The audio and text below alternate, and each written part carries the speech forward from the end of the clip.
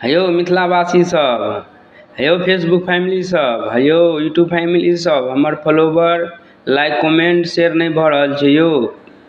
व्यूजो हमर कम भऽ गेलै यौ, जो भेल छलै सेहो यौ 4-5 हजार भेल छलै सेहो कम भऽ गेलै यौ महाराज।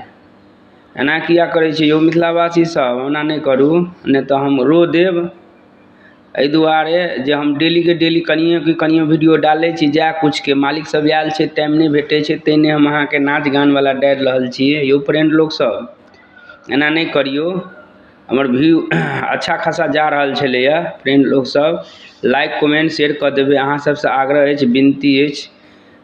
सुबह के टाइम अहाँके 7 बजलैए। राधे राधे, गुड मॉर्निंग सब फेसबुक फैमिली के, यूट्यूब फैमिली के, मिथिलावासी सबके लाइक कमेंट शेयर कऽ दियौ यौ भाईजी सब, यौ माता बहन सब, यौ बहिन सब लाइक कमेंट कऽ दियौ, शेयर कऽ दियौ, अहाँ सबसँ आग्रह अछि।